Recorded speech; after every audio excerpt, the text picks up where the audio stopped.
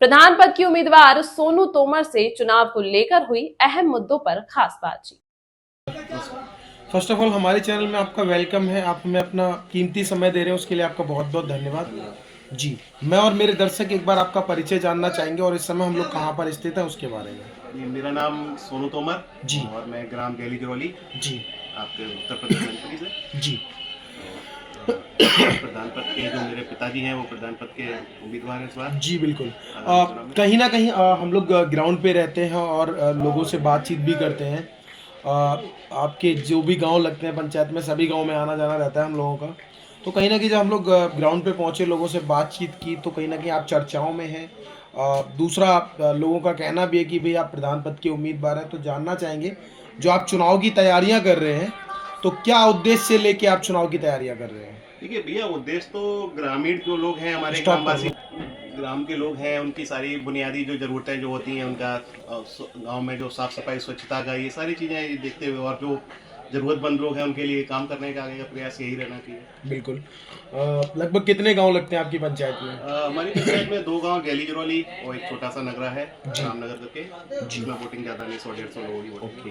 और वोटिंग संख्या कुल कितनी है? लगभग अप्रॉक्स 4000 के आसपास। 4000 के करीब है। सभी गाँव में आपका जाना आना जाना रहता जी होगा, बिल्कुल। सभी लोगों से आप मिलते जुलते होंगे। जब आप लोगों के बीच में बैठते हैं, पहुंचते हैं, बातचीत करते हैं, किस तरह की समस्याएं हैं लोगों की?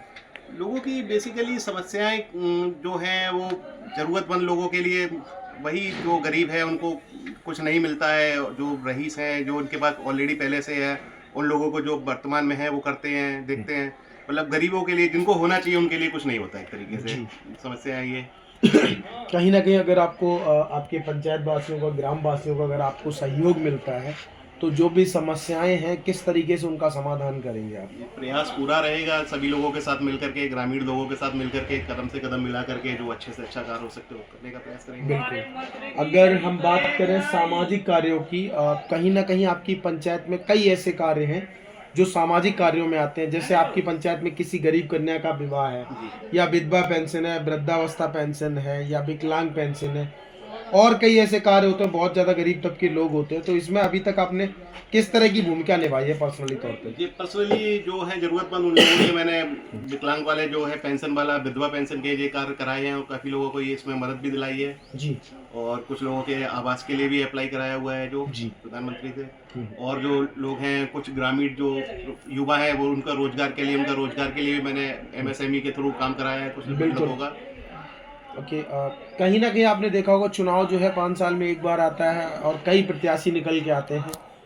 कई तरह के प्रलोभन भी देते हैं प्रत्याशी। जी जी।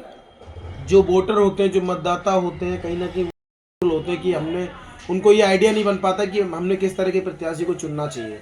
तो आपके हिसाब से प्रत्याशी कैसा होना चाहिए, उम्मीदवार कैसा होना चाहिए? उम्मीदवार तो देखिए, एक आज के समय के हिसाब से एक शिक्षित और ईमानदार व्यक्ति जो होना चाहिए, जो ऑलरेडी ठीक ठाक हो, जो लोगों की मदद कर सके। उनके जो ऐसा ना हो कि वो सिर्फ अपना ही, अपना जो लोग जीतने के बाद वो सोचते हैं कि अपने ही लिए भरा जाए और दूसरे का, जिनको मिलना चाहिए उनको कुछ नहीं पहुंच पाती बुनियादी चीज़ें, ये सारी चीज़ें। बिल्कुल। उसे क्या अपील करना चाहते हैं और क्या संदेश देना चाहते हैं? वोटरों से यही अपील है, एक बार मौका देके सेवा का देखें, अवसर दें जी। उसके बाद आप खुद ही देखेंगे क्या है क्या नहीं। बिल्कुल। पंचायत में कई वर्ग हैं, जैसे युवा वर्ग है, बड़े बुजुर्ग हैं, माताएं हैं, बहनें हैं।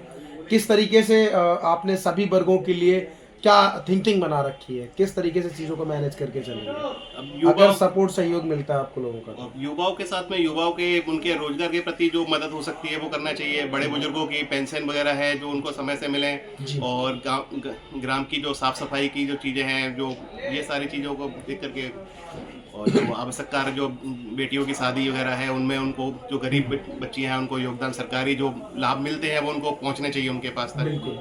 बहुत बहुत धन्यवाद, आपने हमें अपना कीमती समय दिया, उसके लिए आपका बहुत बहुत आभार। नमस्कार, जय हिंद, जय हिंद। तमाम महत्वपूर्ण खबरों के लिए देखते रहिए प्राइम टाइम न्यूज।